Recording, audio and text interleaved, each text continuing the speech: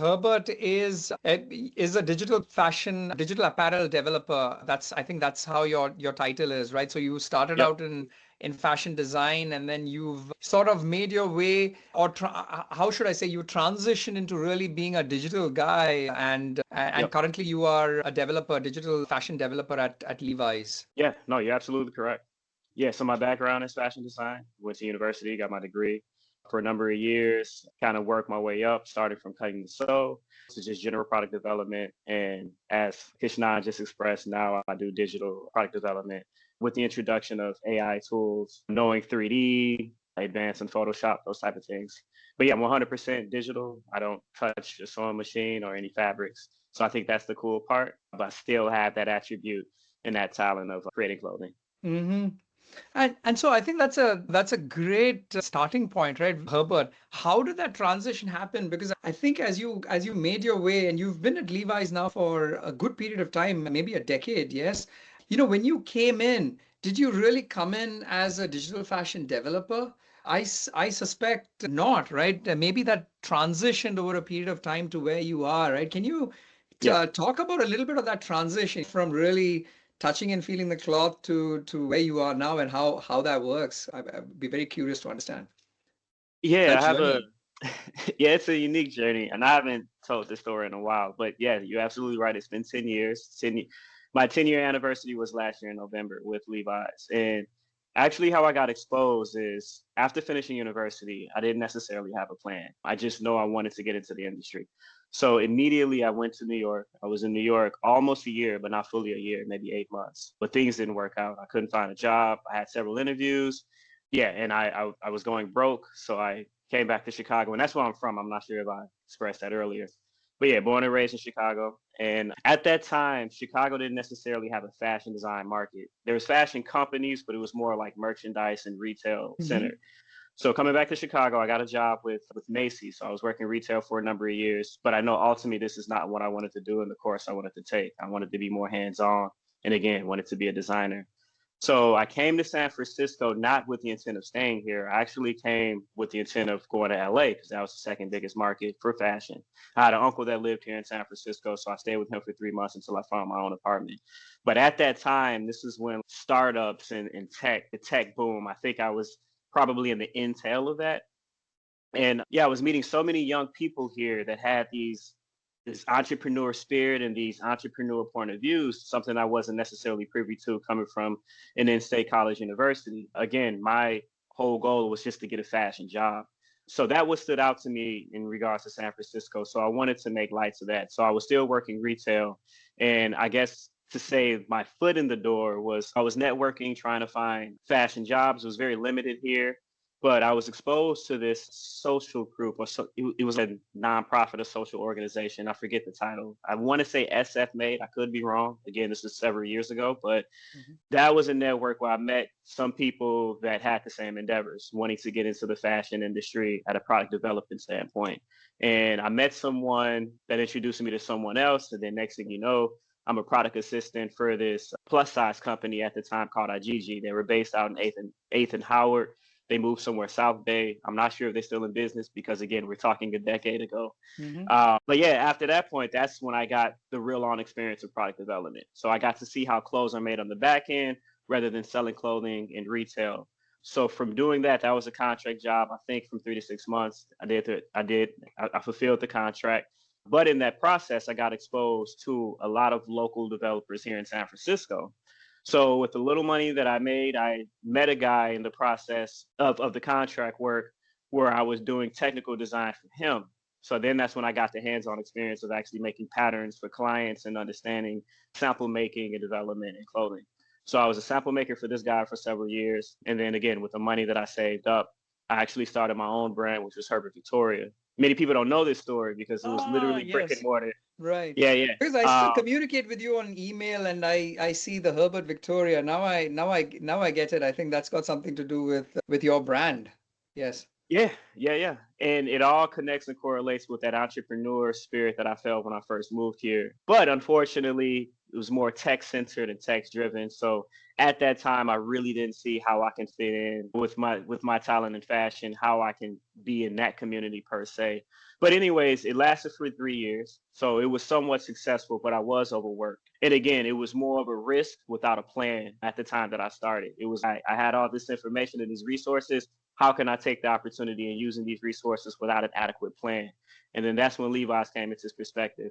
So actually, I started off as a denim finisher. It was a very practical job. All I did was scrape jeans on a daily basis. And denim finishing is a term of taking a rigid denim garment and then transforming that into a vintage garment, something with a worn pattern with distressing.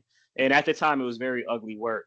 But I Mhm. think I came in at a great time because the place that I work at is called the Eureka Innovation Lab, and it especially live up to that title. And that's why I've been with Levi's for so long, is because of that innovation label. So my year starting off with scraping jeans, it pretty much morphed into again what I'm doing now using AI tools and digital development. But the whole innovation was just adaptation. So I didn't necessarily go to school. I had a direction to to doing these roles or going in this direction per se, but just beneficially it kind of turned out that way. Wow. It's fascinating, Herbert. So many questions, right? Can you tell us a little bit about scraping jeans? What is that? What did that entail? I think you said it was a very laborious and hard task. And what is it then, and what do you do today? How does somebody scrape a jean today? But Yeah. obviously, that takes us to another question, which is how have things evolved over a period of time? And we'll get to that. But I'm very curious. Yeah. It's manual labor. You literally take sandpaper. Sandpaper is stuck to a pad.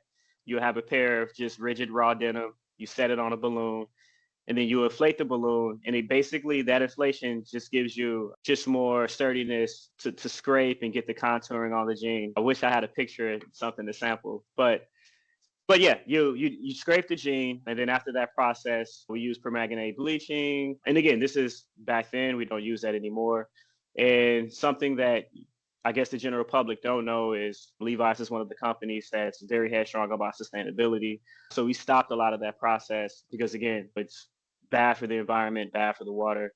So it's pretty cool to again to see that sustainable transition working internally within the company. But now how we finish jeans is it's called a laser finishing. So it's a laser process. So we use this big machine that illuminate this red heat sensitive light. And then that heat basically etch out the finish instantaneously rather than having a human scrape and use all these Oh, right. chemicals. I Yeah. see. And this is the change over the last 10 years. It's fantastic how all of this has been automated, right? Yeah. Herbert. Now tell me, how has that journey been within your innovation lab over the 10 years, right? How has that, what are all the different roles and what are all the different things you've done? Because I know what you do now, and I think that we can spend some time on that as part of this conversation. And you told me where your starting point was. How has that journey been? So I think how was and just understanding your journey, that's one question. But I also think that what is interesting with just understanding your journey is also it sort of shines light on how the industry itself has probably transformed, right? From the way things were happening to the way things are happening now, right? So I think that my intention with that question is sort of to help the audience just understand how things have sort of changed in the last 10 years. Yeah, it's a good question. I would say, and to give an honest answer, it was all unexpected. Again, just being amongst really smart people, having a great team. And again, I think I was fortunate to be hired within the innovation lab because speaking of this place that I work is actually separate from the actual headquarters. And I think you've been to the Levi headquarters, but you didn't see the innovation lab that I'm talking about. But And thank you yes, for that it's invitation. You got a fascinating, fantastic campus. So it was very nice sitting and chatting with you there. But anyway, yeah, I yeah. And won't if interrupt you ever anymore. Yeah. if you want to come back and actually see it, it's an open invite. But yeah, being with this team again, just having front leaders to say, "Hey, we need to see what's the future." Just kind of that prediction and how do we adapt? How do we prepare? So being with that team again, my managers they go out and say, "Hey, you know what? We're going to change this line of work and introduce this technology and introduce this technology." However, transforming into more digital work that has allowed me to advance with these digital tools. So I would say some of the changes for me personally outside of Levi's is now I do freelance photography because working in these 3D tools, you kind of understand some of the protocol of file extensions, of JPEGs, TIFFs, and so forth. You start to understand resolutions, pixels, and how that all reads and how that interprets to a digital camera using a digital image. So I've had some success with that. And then in addition, just as a freelance, I can basically help people with ideation if they want to start a product. Hmm.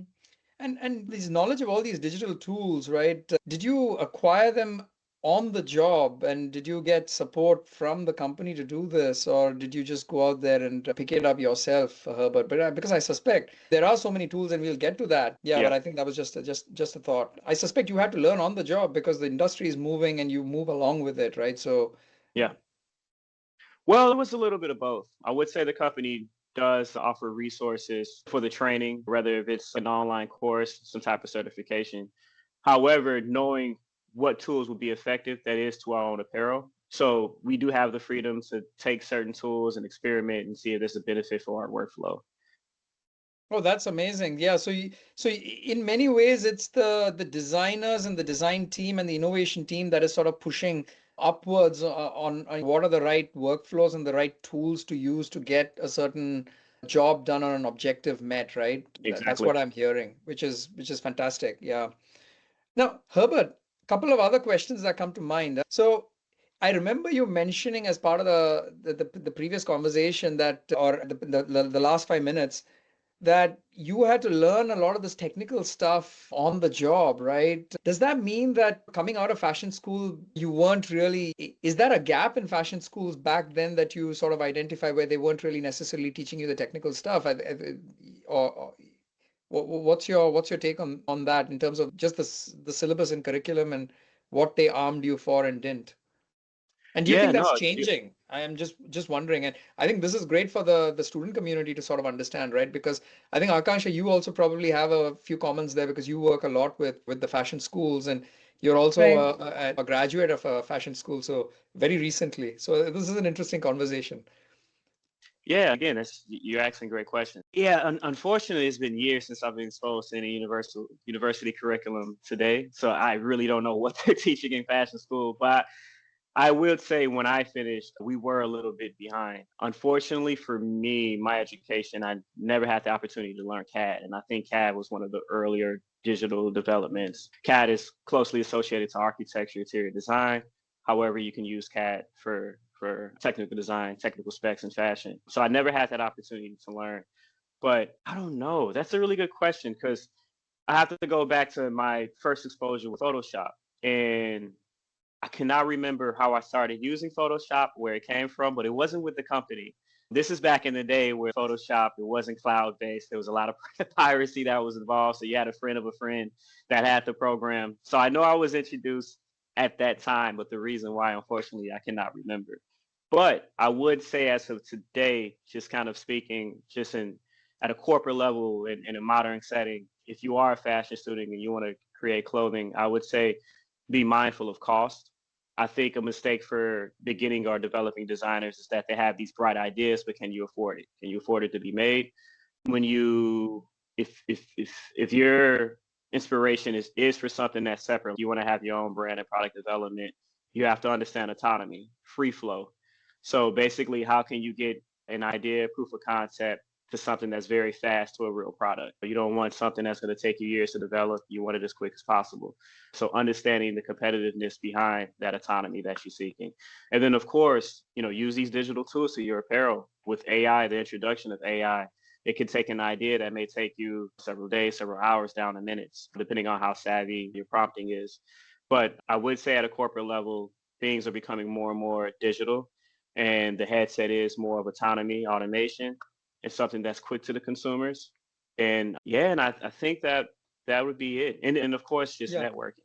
Hmm. Yeah, networking and knowing the market. So if you somewhat of an introvert artist, you will struggle. I think, and I was kind of that. I think I expressed to you some of my fears with public speaking.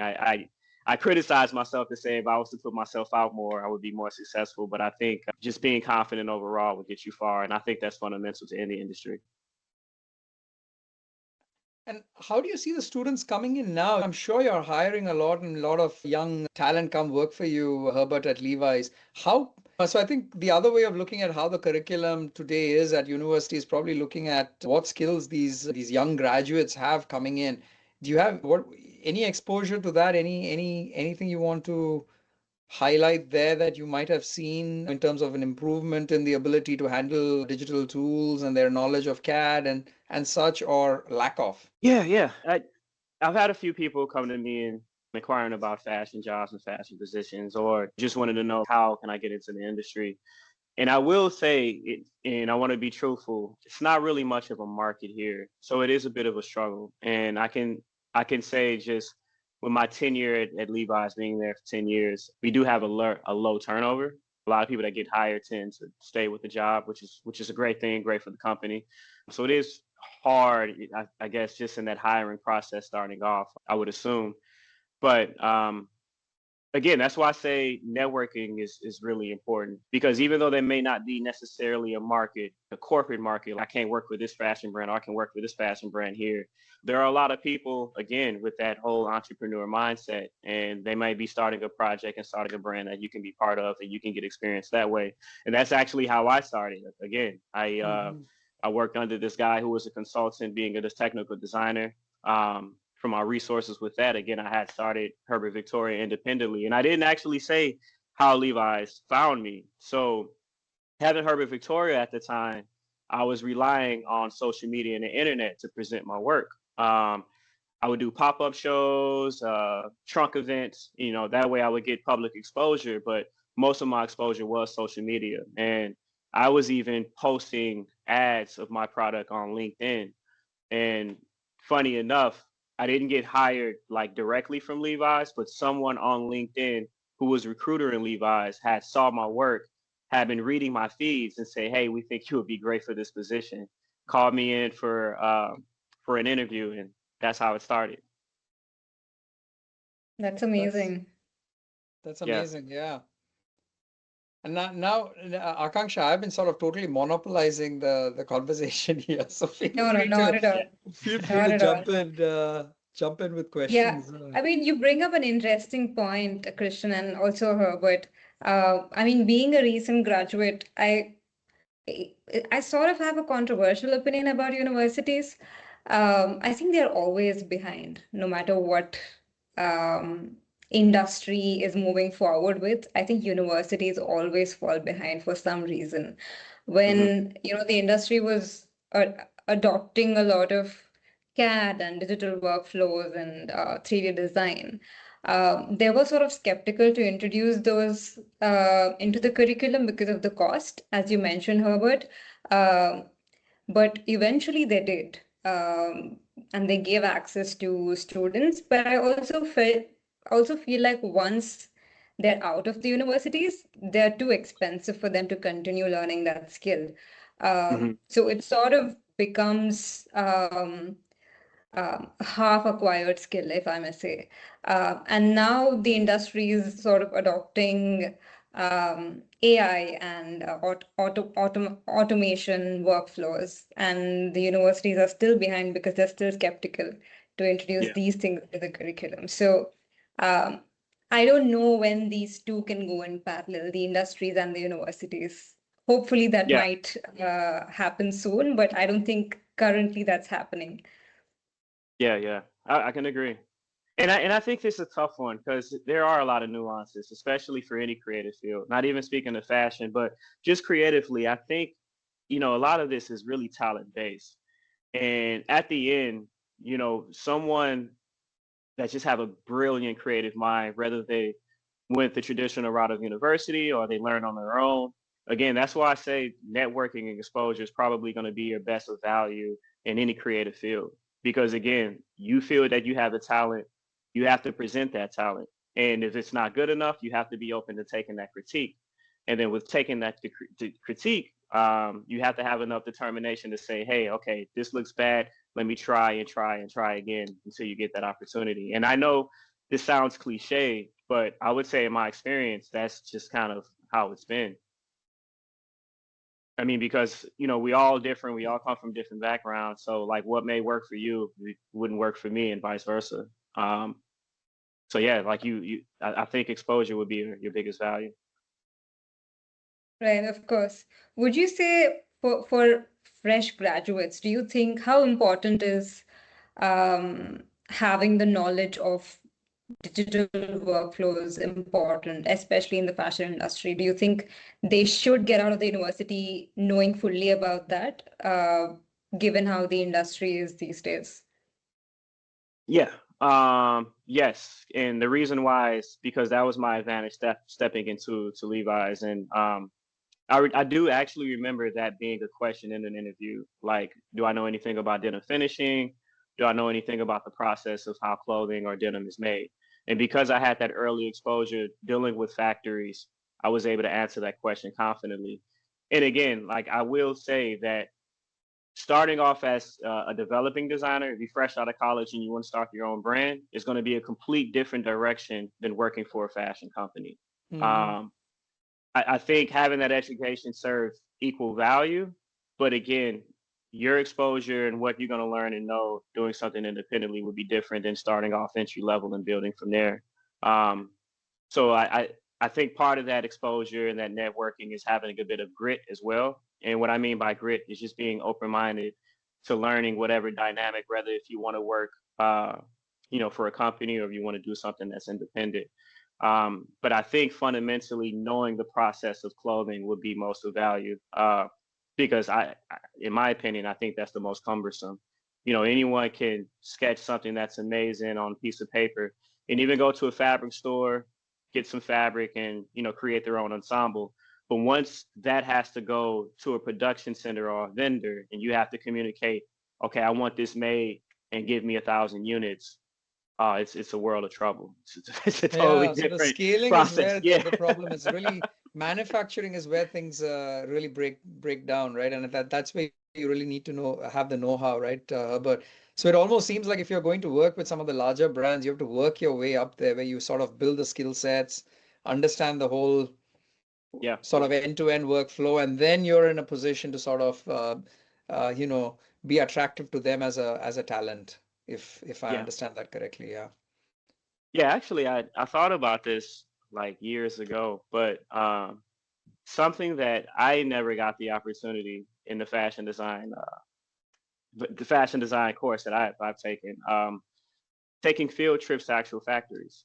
If what whoever the president or the teacher in that curriculum, if they can go scout out and see if there's any fundamental product development factories, maybe rather local, or if it's in another location, some way they can set it up virtually. But I think that'd be great for the students to really see the process of product development. Because I can tell you, when I was in college, I had no exposure to that at all. Mm. Yeah, I think No. fortunately that part has changed in most universities, at least as far as I've seen. Okay. Doing factory visits, especially. So I was a part of fashion management, so we had to learn supply chain, we had to learn vendor management and stuff like that. So we had a lot of exposure to the inside Hmm. of the company, how it works, where they source it from, where they source fabrics from, and stuff like that. So I think that part has changed in most universities, that they finally understood that, okay, more than teaching them this in the classroom, it's better we just show them practically what happens in these processes. So, um, yeah, Okay, so no, they're doing that, and that's awesome. yeah, they're Good doing to it know. now. Yeah. No, I do have a couple of questions, both taking the conversation two different ways.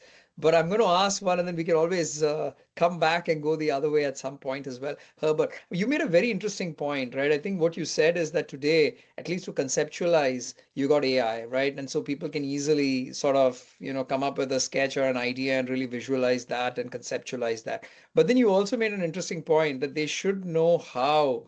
Um, what the impact of that is, right? Those decisions, how much is it going to cost? Is it something that can be produced? How expensive would it be to produce? All those sort of decisions. Uh, how are they going to, how do they understand that? And B, how do you in your, sort of your workflow today, how are you able to, sort of come to a decision on whether that should be done or shouldn't be done, or how expensive it is or isn't? Um, Yeah. Yeah, in that process, I think I was fortunate just having prior knowledge before more of the abundant adaptation of these digital tools and technologies. yes. Like back then I did take a textile course, and dealing with the human body, dealing with actual swatches of textures, and understanding wovens and knits and how they stretch, contouring, those so forth. So this all came before technology. Um, Yes. So that's so your I would. fundamental fashion, fashion technology, if I may. It's not Yeah. digital, but it's the fundamental building blocks of fashion design and fashion technology, right? Yeah, and my point of saying that was to say that I think the importance of still knowing or being privy to the fundamentals. Yes. And I'm only assuming in today's curriculum they're still offering that portion along with adopting the new technology. I'm assuming. I don't know, but again, I didn't know all of this prior before relying on AI and Yeah. 3D tools.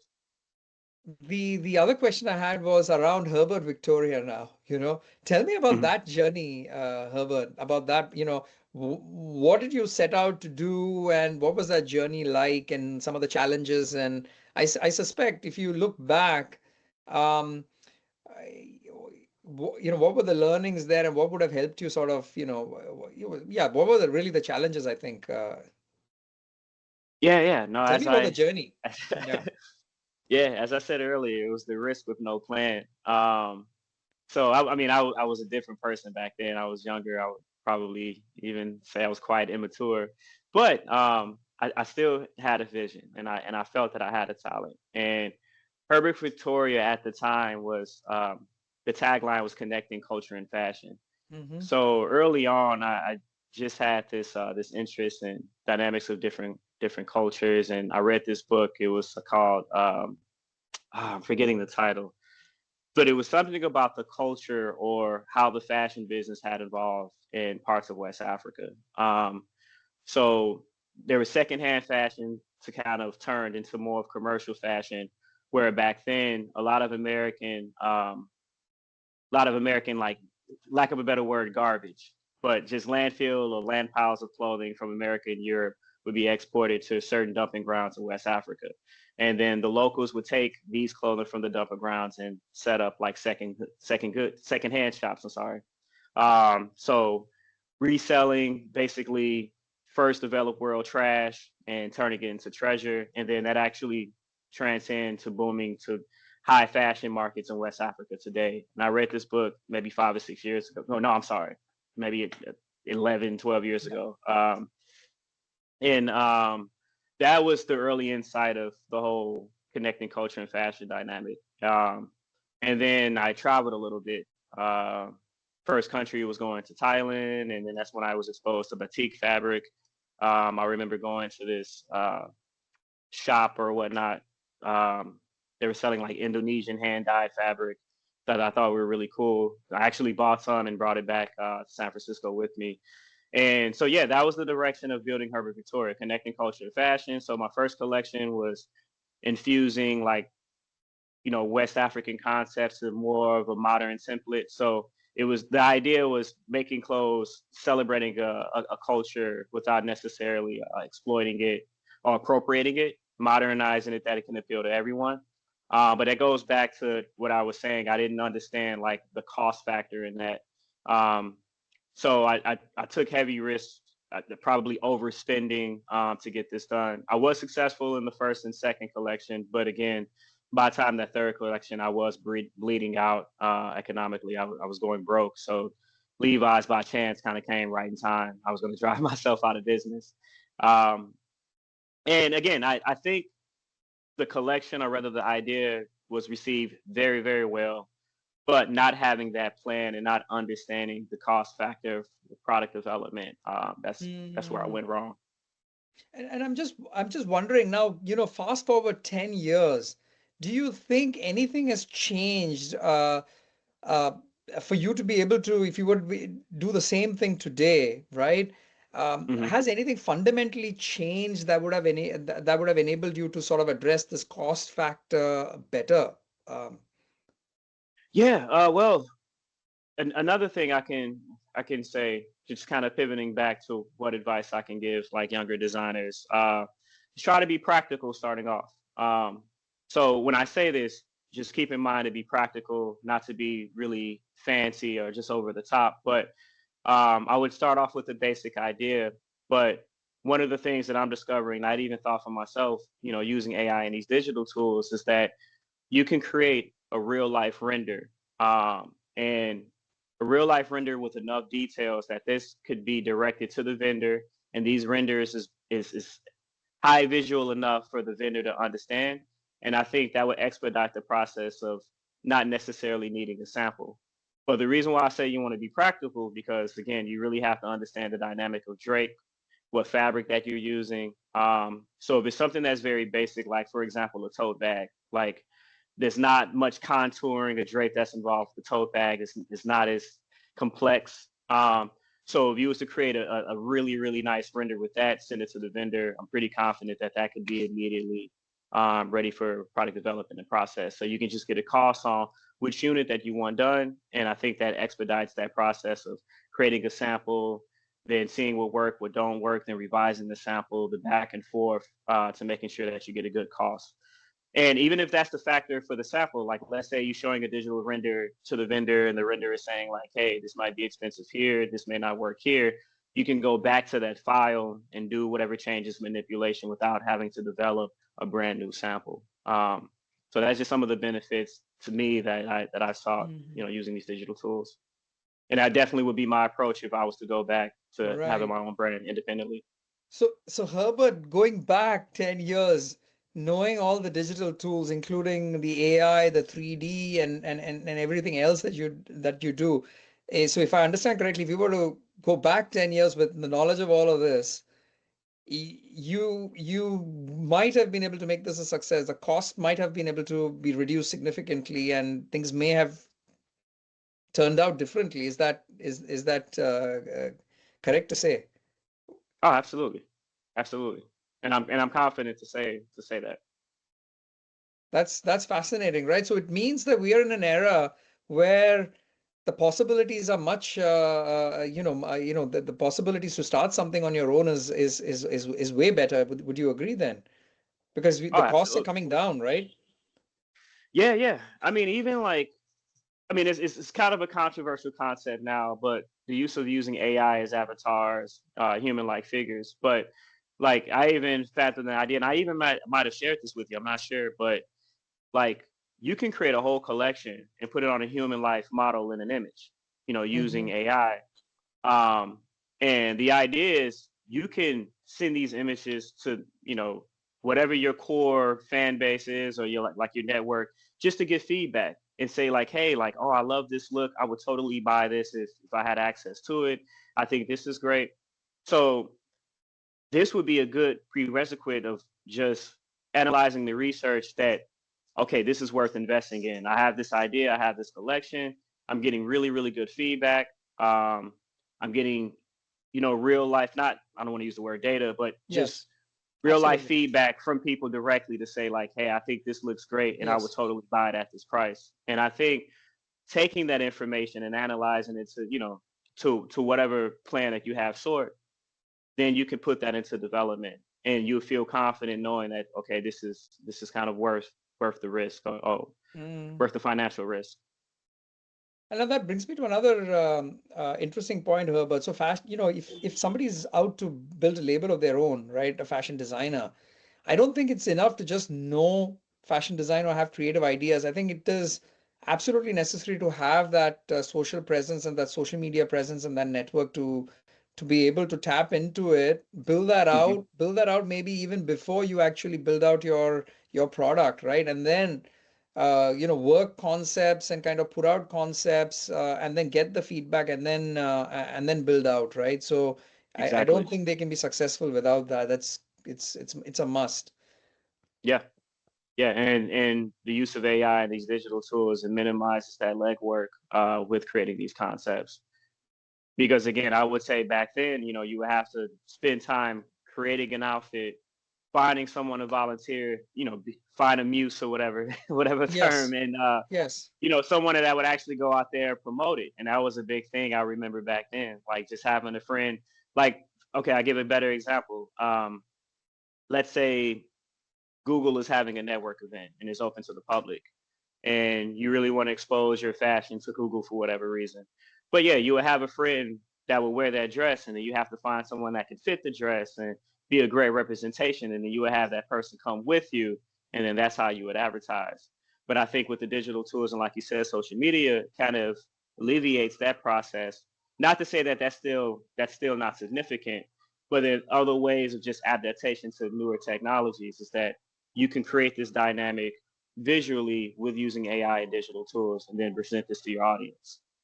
And some of the sophistication with AI is the video concepts. So Yes. you can actually create an atmosphere. You can create a digital virtual campaign. You can actually show interaction of the person wearing the dress, twisting and turning and showing all sides. And that's really engaging. I think that really allows you to communicate that vibe, right? Which is not possible in a, just by showing somebody a sketch, for example, like it was back in the day. Exactly. Exactly. Yeah. So Herbert, Akanksha, anything you want to sort of, because I know I'm going to pause every now and then and make sure I No, no, don't no, monopolize please. the conversation. No, Uh, no, please, please. Yeah, I just had, I was just curious to ask this, Herbert. With a lot of fashion brands, let's say, going with digital workflows, right? Would you say the human creativity part of designing has sort of reduced? And in turn, do you think that effort is being put in marketing than design? Like, did you see that transition happen, let's say, for example, in Levi's? I mean, I'm not sure how design has changed in Levi's, but Hmm. do you think a lot of effort is now being put in marketing than design? Is my question. From what I see that's advertised online with the use of AI in fashion, I agree with you. I think it's more centered with marketing. But I think with my work, I'm seeing it more as an advantage of product development. Again, expediting the process. Now, this I can't necessarily talk about publicly because this is internal with the work. But I can say just in a vague uh, spectrum is, ideation and proof of concept. And thinking that you actually had to take the time and create an item and then present that to a team and they decide if it works or not. And then we're talking about again, months and days for this product to be developed. Whereas you can do this, a matter of minutes and hours using these digital tools, and then you can present something still with that same high quality. Because think of it like this, if you go to an e-commerce, a clothing platform. Now companies are using AI renders, but before that, you were just looking at a product of, from a photographer, somebody that did some product photography, high resolution, great product. So, what's any difference than an actual hat laying with a white background and you taking a picture of it, than digitally creating that hat, retaining the same details and high quality visualization, except that it was, just done with AI. And also too, I think there's a huge misconception with AI, and I'm just saying this with people that I personally talk to that don't necessarily know the dynamic of AI in the workplace. It's not a thing where you just prompt it and just tell it what to mm, do, like create a green baseball hat.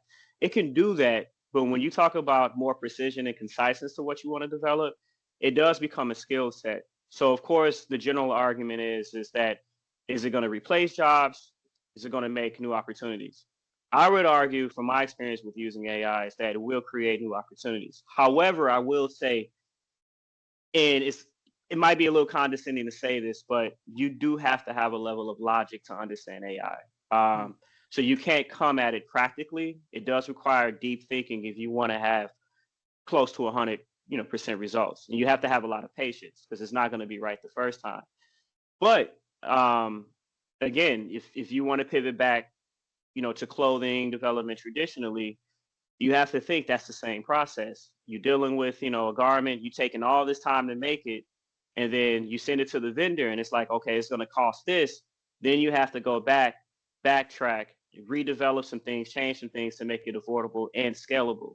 So I don't see that as any difference in taking the time and allowing AI to understand your vision and your imagination.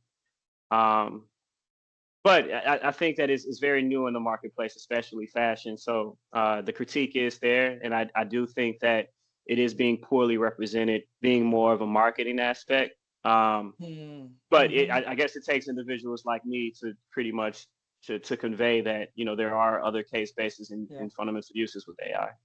I mean, that's a great point you make there, Herbert, right? Which is that um, you can't just expect it to give you the output you want by just prompting something, right? Again, it's similar to a craftsman, right? You have to sit there and craft the output, right? And that doesn't change. Yeah. Now, the the other question that I had was, I mean, you spoke about the ability to make these decisions. You conceptualize and you come up with a POC, Herbert, right? So tell me the tools that you use. I mean, when you say POC, do you mean just look at it, visualize it as an output of AI? Because I think where I'm taking this conversation now is really comparing the AI tools with the other digital tools that are there in your toolbox, which is things like 3D and so on and so forth. So just give us a sense of your toolbox as a creator, as a digital creator, and then maybe give us a sense of what is that POC? What is it that you are? What's your sort of your workflow to say, hey, at this point we feel this Yeah. at this point we can make a decision, say this can go to sort of like production. What does POC mean really, and is that really the decision point to decide that you go to production? Yeah. I mean, again, it's all the variables I was talking about. Is it practical? Is it scalable? Is it cost efficient? And and I guess to my advantage, I'm kind of speaking at a corporate scalability. So you're Yes. talking to a large team, mentioning POC. But I mean, no, as far as the tools, again, I would say one of the fortunate things with digital tools is that in regards to problem solving, there's never really a one solution. Mhm. I think the advantage, especially with AI, is that you can kind of scale your imagination. Um, so I would say it's really just on the approach. It's hard to give a direct answer because again, it's really for me with the whole POC. It's just where you start and how you want to finish. And I can just tell you realistically or pragmatically, like in some cases, when it's come to ideation to POC proof of concept, it would be better to use these 3D tools. Or if it's something that's very basic and simplistic, it's probably more of my advantage of using an AI tool. I see. So like you mentioned, if I jump in, um, if it's just a bag, a tote bag, I think that's what you mentioned, right? It's quite Yeah. easy. The structure is fairly well defined. The contours are quite straightforward. Just do it in AI and send it out, right? But if it was maybe a dress or something a little bit more technical, then you might want to do it in 3D, if my understanding is correct. Yeah. No, absolutely.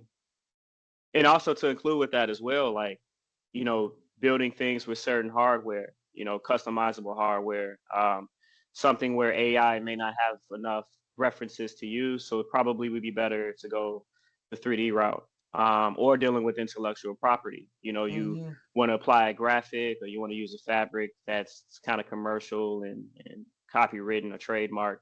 It might be quite cumbersome or risky to use AI. So again, you want to go and do it 3D. So again, it just really depends on the intricacy of the idea and the product.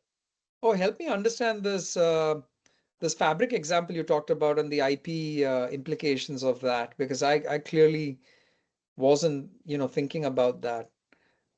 Yeah. Well, I mean, just in general, I know that there are certain fabrics with motifs, like Mm, just certain illustrations and designs that's imprinted into the fabric yes. that a designer actually may claim ownership to.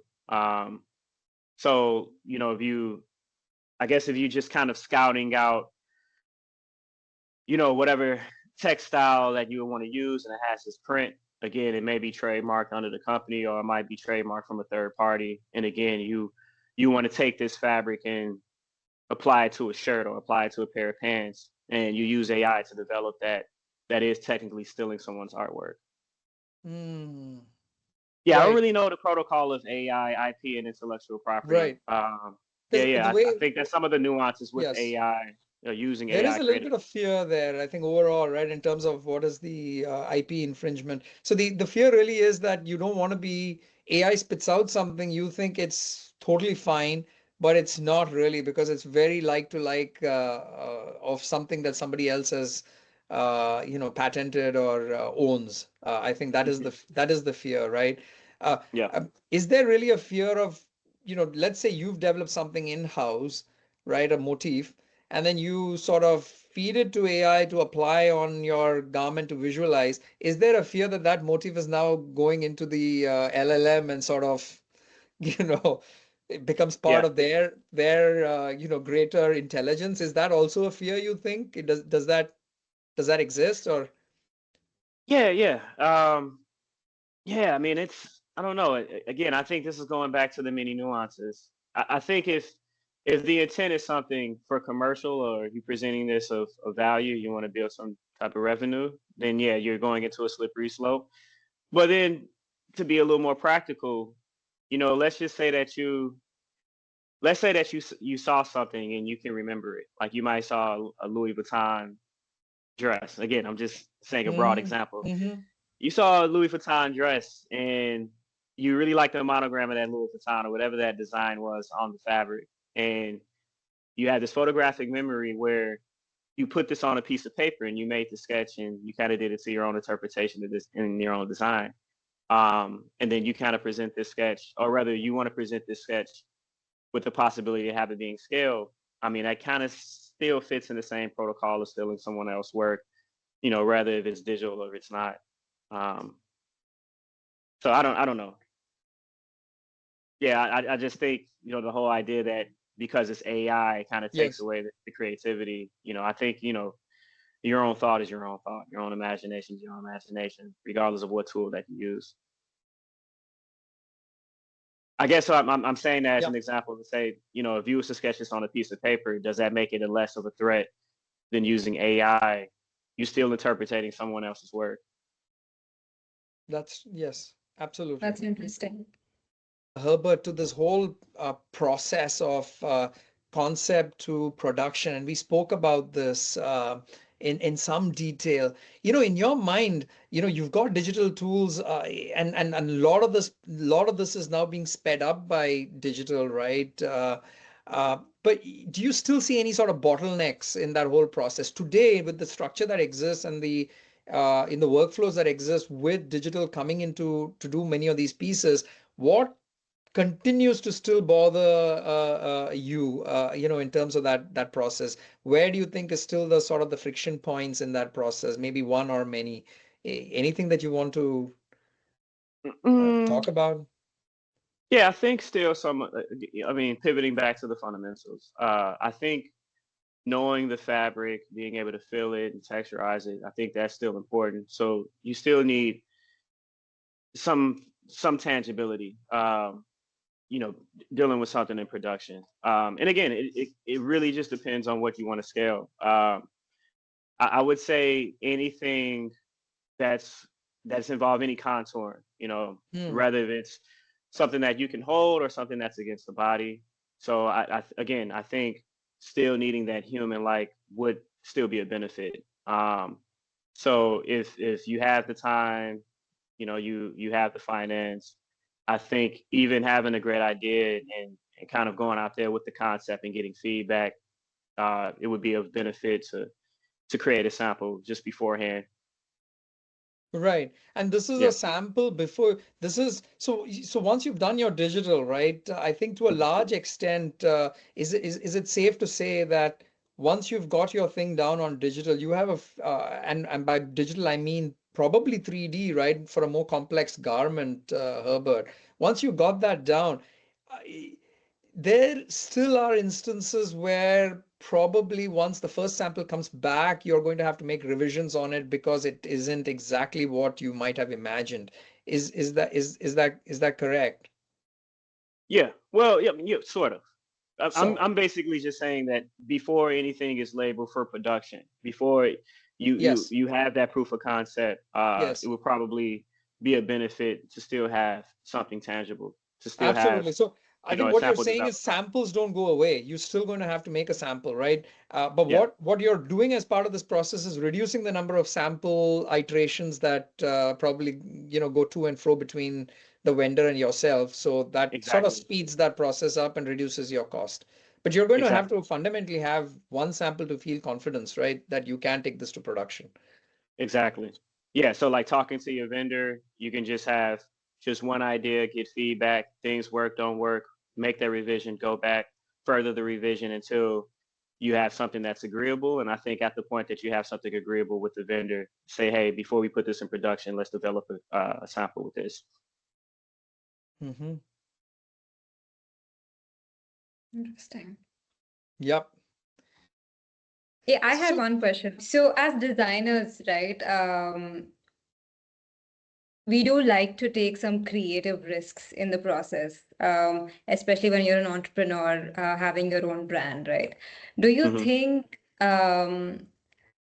having the knowledge of digital workflows or AI in this day and age, do you think it would help a designer slash entrepreneur make better decisions and sort of reduce that risk? Again, some of the ideas that I've had of the advantage of AI, just at a product development spectrum or outside of marketing, just kind of benefiting your own workflow. Um, I think this goes back to what I was saying. Like if you have developed designer, understanding understanding manufacturing, product development, understanding the business eternally of developing fashion rather than selling it. Because I think the more you know eternally to how clothes are made and how they're developed, uh, it would better suit you to make plans and make a decision. And that's the thing, like you can still have all these AI and digital tools and say, hey, I can use my imagination and create something instantaneously. But if you don't know how the business is ran and you don't know how to scale, then I think that idea still becomes worthless. And I think this is a great example, again, of how fundamentals still factor. So Right. yeah, just understanding the blueprint, um, of how clothes are made, and and I think just educating yourself on that, um, yeah, it's just more of just a risk and reward, and it goes back to what I said: what works for you may not work for me, and vice versa. Mhm. Right, With of course. networking is seeing these opportunities because we haven't really touched on the competitiveness as well, the competitiveness of manufacturing and vendors. Like the Yeah. question is why so many companies outsource rather than having things domestically made. And Right. a core of that is because of cost. But then you have to ask yourself, well, why does it cost so much to have something domestically made opposed to, you know, having something made in another country or abroad? And then, just kind of evaluating the quality and service upon that. Of course, like when you hear places like Vietnam, there's this assumption that like, oh, you're getting it made in a sweatshop. And I've been to Vietnam. I actually stayed there for a month, and that's not the base at all. Apparently, they have a booming market because of manufacturing, same like as Cambodia and China. Um, so yeah, I mean, again, it's a lot, and I've been kind of fortunate to kind of fall in that place because again, this is my early interaction with traveling, and I had already explained like connecting culture and fashion. So this is something that I personally sought out. But I think this is just really on an individual to individual base.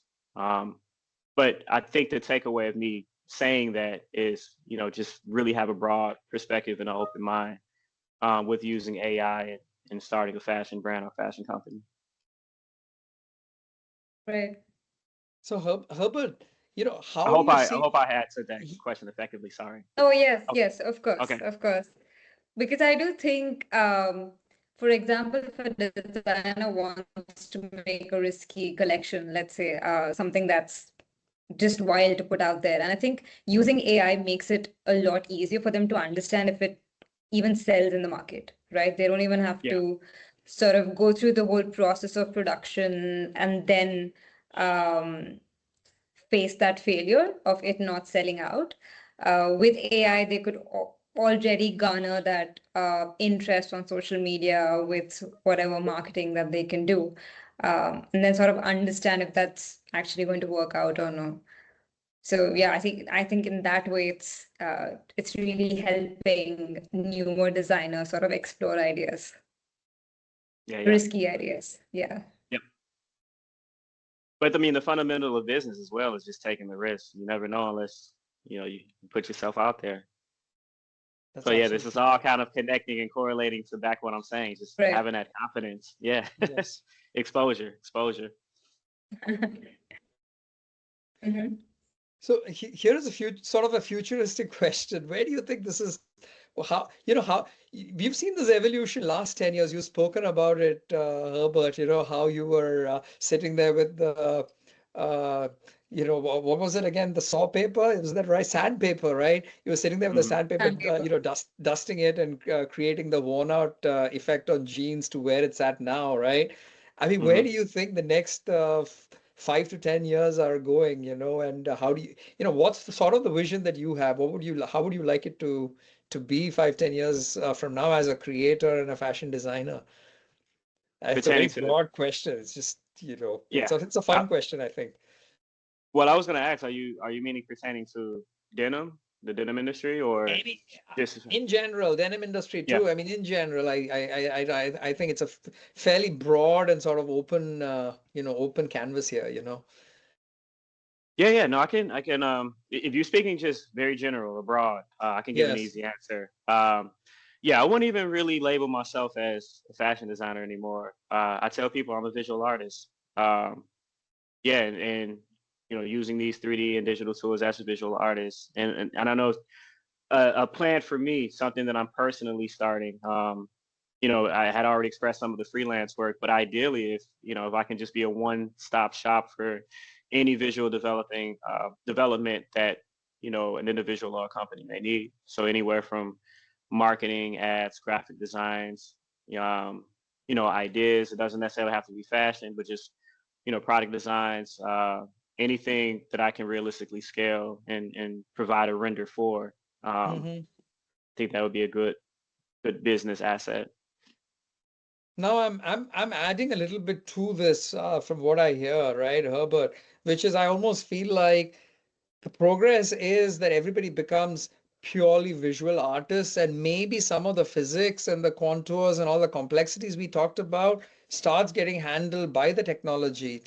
Maybe that's the way the world goes, where then all you need is creativity, and then the machine tells you, okay, this is doable or at what cost, or whether Yeah, it's and that sort of simplifies it, right? So there is a level of, I suspect, democratization that we're talking about, where all you need is creativity, right? And maybe yeah. maybe not even uh you know Well, I'll say this, and this is what makes me really much so optimistic. Um, let's not forget that we had the same fear with the dot com bubble and the whole Y2K. If you guys remember the introduction of the internet, yes, yes, yes, this is absolutely. going to be the end of the world. And if you want to, and something that I've personally done is just going back in time and kind of reading civilization, like let's say the early 1900s, 1800s. And I can tell you that everything that I've read in these times are very dark, very barbaric. And seeing where we are today with, we have Waymo, self-driving cars. So I understand this whole fear and this disruption of what AI and this new technology can do. But if you really want to relate that just the course of civilization, we always evolve and we adapt. And I think that with what's being introduced now, it's really not enough to say that it's going to be a benefit or a detriment to society. Um, I think that with time, things will tweak itself out. But I remain optimistic because let's not forget that AI didn't come by itself. AI came from humans. It came from our brilliance, software engineers, developers, whatever the title. that knew or figured out the puzzle of taking information and digitizing this information to build this product. And I think part of this adaptation and evolution, we would become smarter. Um, and I want to believe that, I think it's more of this conspiracy theory thought that AI would become so smart that they can outsmart humans. But I want to believe that we are the core creators. So we'll figure out how this will align with civilization and work with us and for us and not against us. That's a great way to sort of end this super interesting conversation, Herbert. And I have to say that, I mean, it's amazing. I mean, it's great. I think we need more.